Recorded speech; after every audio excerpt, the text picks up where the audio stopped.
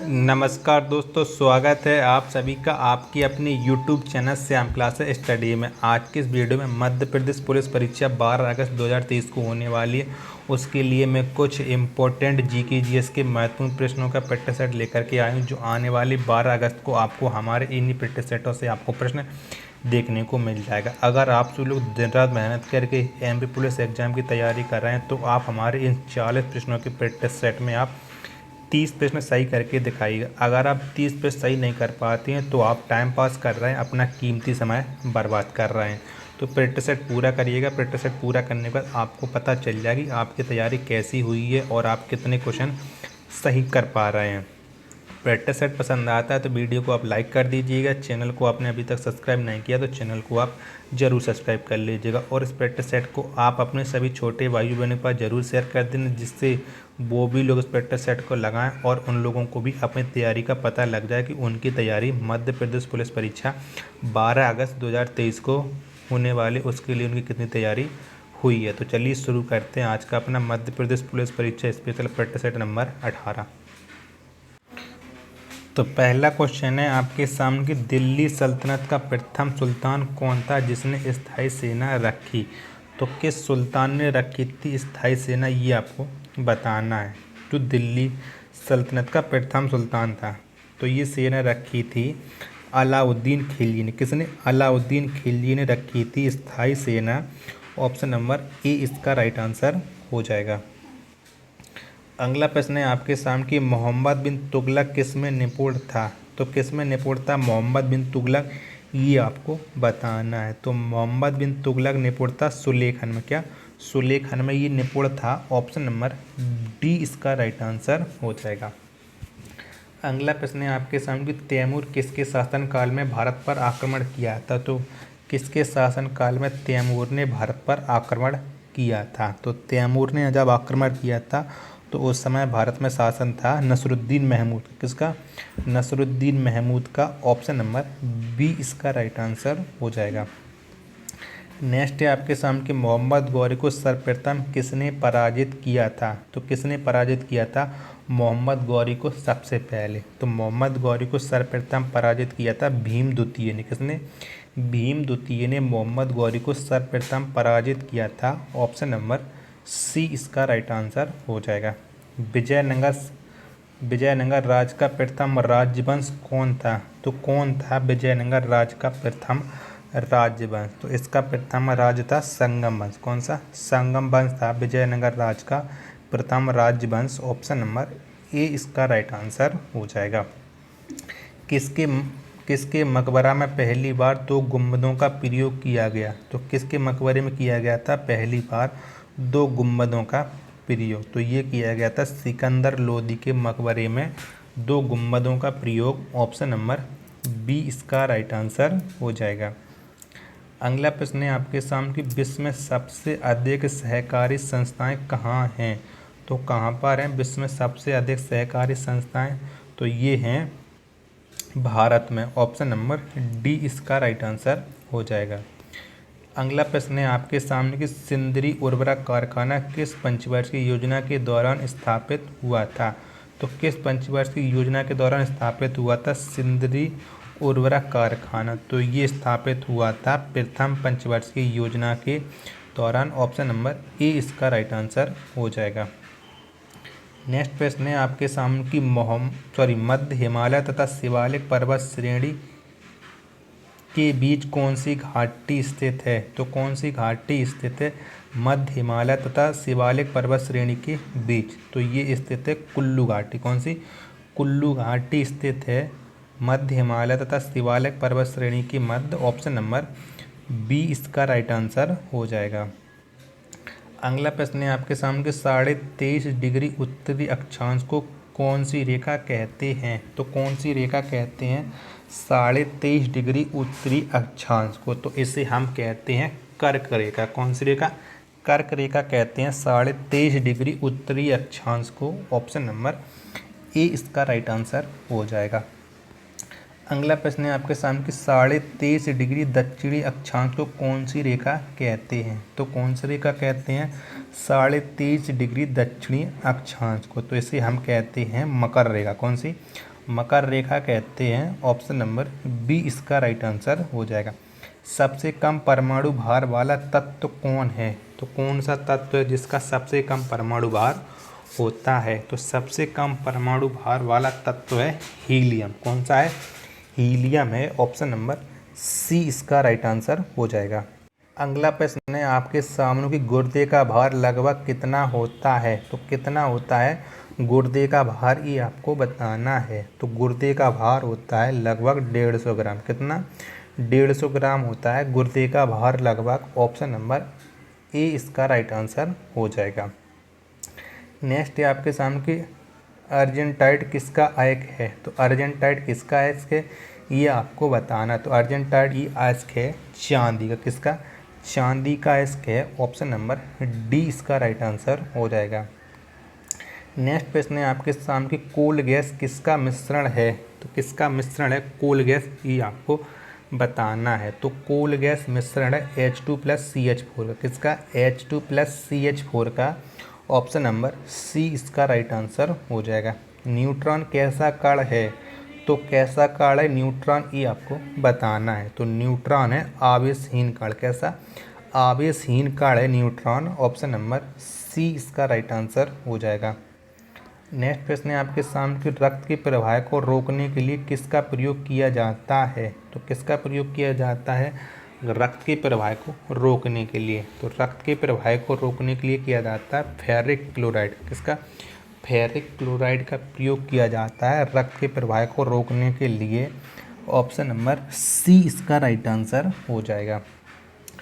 अगला प्रश्न है आपके सामने कि गैसोलीन किसका अवयव होता है? तो किसका अवयव होता है गैसोलीन, ये आपको बताना है। तो गैसोलीन होता है कच्चे तेल का अवयव। किसका? कच्चे तेल का अवयव होता है गैसोलीन। ऑप्शन नंबर ए इसका राइट आंसर हो जाएगा। अगला प्रश्न है आपके सामने कि मानव हृदय में कितने कोष्ठ होते हैं? तो कितने कोष्ठ होते हैं मानव हृदय में, ये आपको बताना है। तो मानव हृदय में होते हैं 4 कोष्ठ। कितने? 4 कोष्ठ होते हैं मानव हृदय में। ऑप्शन नंबर सी इसका राइट आंसर हो जाएगा। नेक्स्ट है आपके सामने कि संविधान बनाने के लिए कितने कमेटियों का गठन किया गया था? तो कितने कमेटियों का गठन किया गया था संविधान निर्माण या संविधान बनाने के लिए? तो ये किया गया था 13 कमेटियों का। किसका? 13 कमेटियों का गठन किया गया था संविधान बनाने के लिए। ऑप्शन नंबर बी इसका राइट आंसर हो जाएगा।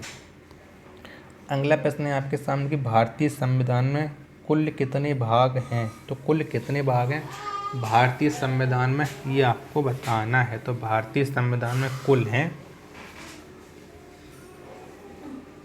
25 भाग। कुल कितने भाग हैं ये संविधान में? कुल 25 भाग हैं। ऑप्शन नंबर डी इसका राइट आंसर हो जाएगा।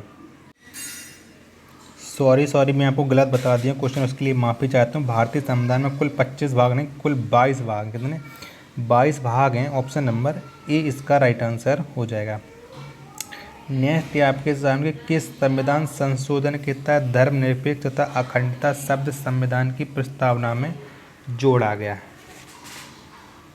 तो किस संविधान संशोधन के द्वारा जोड़ा गया था प्रस्तावना में धर्मनिरपेक्ष तथा अखंडता शब्द? तो ये जोड़े गए थे 42वें संविधान संशोधन के द्वारा। किसके? 42वें संविधान संशोधन के द्वारा। ऑप्शन नंबर बी इसका राइट आंसर हो जाएगा। अगला प्रश्न है आपके सामने सर्वोच्च न्यायालय की शक्तियाँ किस देश के संविधान से ली गई हैं? तो किस देश के संविधान से ली गई हैं सर्वोच्च न्यायालय की शक्तियाँ, ये आपको बताना है। तो किस देश के संविधान से ली गई हैं? तो ये ली गई हैं अमेरिका के संविधान से। किसके? अमेरिका के संविधान से ली गई हैं सर्वोच्च न्यायालय की शक्तियाँ। ऑप्शन नंबर ए इसका राइट आंसर हो जाएगा। नेक्स्ट प्रश्न है आपके सामने कि भारत में मिलने वाला अधिकांश कोयला किस भूभाग से प्राप्त होता है? तो किस भूभाग से प्राप्त होता है भारत में जो अधिकांश कोयला मिलता है? तो ये मिलता है गोंडवाना से। किससे? गोंडवाना से। ऑप्शन नंबर ए इसका राइट आंसर हो जाएगा। गेटवे ऑफ इंडिया की स्थापना किस वर्ष हुई थी? तो किस वर्ष हुई थी गेटवे ऑफ इंडिया की स्थापना, तो गेटवे ऑफ इंडिया की स्थापना की गई थी 1911 में। कब? 1911 में हुई थी गेटवे ऑफ इंडिया की स्थापना। ऑप्शन नंबर सी इसका राइट आंसर हो जाएगा।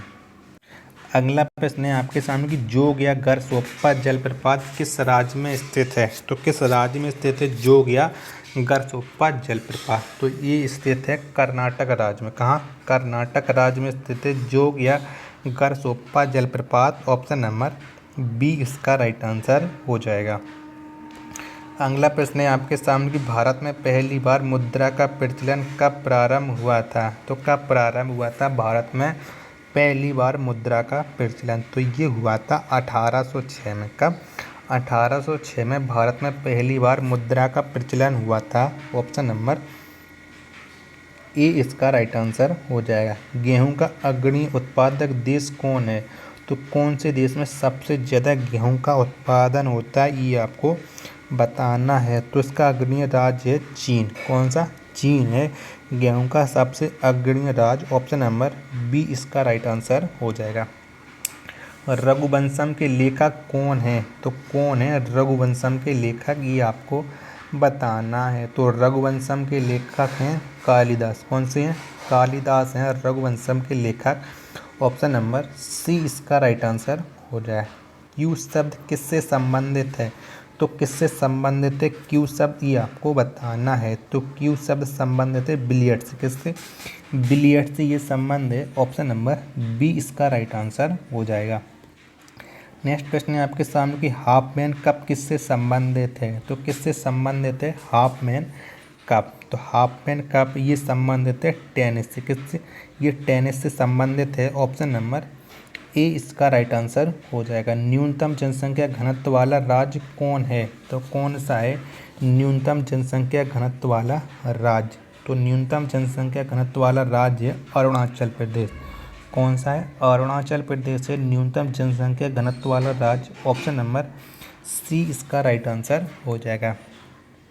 अगला प्रश्न है आपके सामने कि एलजी किस देश का विश्व प्रसिद्ध इलेक्ट्रॉनिक कंपनी है? तो किस देश की है एलजी कंपनी ये आपको बताना है। तो एलजी ये है दक्षिण कोरिया। किसकी? दक्षिण कोरिया की ये कंपनी है एलजी जो विश्व प्रसिद्ध है। ऑप्शन नंबर डी इसका राइट आंसर हो जाएगा। प्रसिद्ध सिगरेट बिल्स का उत्पादन किस कंपनी के द्वारा किया जाता है? तो किस कंपनी के द्वारा उत्पादन किया जाता है बिल्स सिगरेट का? तो इसका उत्पादन किया जाता है किर्लोस्कर के द्वारा। किसके? किर्लोस्कर के द्वारा किया जाता है। ऑप्शन नंबर बी इसका राइट आंसर हो जाएगा। नेक्स्ट है आपके सामने प्रसिद्ध कार निर्माता कंपनी फिएट किस देश की कंपनी है? तो किस देश की है ये कंपनी फिएट? तो ये है इटली की कंपनी। किसकी है? इटली की ये कंपनी है। ऑप्शन नंबर सी इसका राइट आंसर हो जाएगा। अगला आपके सामने रॉयल एनफील्ड बुलेट किस कंपनी का उत्पाद है? तो किस कंपनी का उत्पाद है रॉयल एनफील्ड बुलेट? तो ये है रॉयल एनफील्ड मोटर्स का। किसका? रॉयल एनफील्ड मोटर्स का। ऑप्शन नंबर सी इसका राइट आंसर हो जाएगा। शीश महल ट्रॉफी किस खेल से संबंधित है? तो किस खेल से संबंधित है शीश महल ट्रॉफी ये आपको बताना है। तो शीश महल ट्रॉफी ये संबंधित है क्रिकेट से। किससे? ये क्रिकेट से संबंधित है। ऑप्शन नंबर ए इसका राइट आंसर हो जाएगा। अगला प्रश्न है आपके सामने कि वॉलीबॉल खेल का जन्म किस देश में हुआ? तो किस देश में हुआ था वॉलीबॉल खेल का जन्म ये आपको बताना है। तो वॉलीबॉल खेल का जन्म हुआ था अमेरिका में। किसमें? अमेरिका में हुआ था वॉलीबॉल खेल का जन्म। ऑप्शन नंबर सी इसका राइट आंसर हो जाएगा। आधुनिक ओलंपिक मसाल को किस वर्ष अपनाया गया है? तो किस वर्ष अपनाया गया था आधुनिक ओलंपिक मसाल को? तो ये अपनाया गया था 1936 में। कब? 1936 में इसे अपनाया गया था। ऑप्शन नंबर बी इसका राइट आंसर हो जाएगा। तो अब आप बताइए कि आपने हमारे इस प्रैक्टिस सेट में कितने प्रश्न सही किए। प्रैक्टिस सेट आपको कैसा लगा? प्रैक्टिस सेट पसंद आया तो वीडियो को आप लाइक, चैनल को सब्सक्राइब जरूर कर लीजिएगा। मिलते हैं अपन नेक्स्ट प्रैक्टिस सेट में। तब तक के लिए धन्यवाद। जय हिंद प्यारे साथी।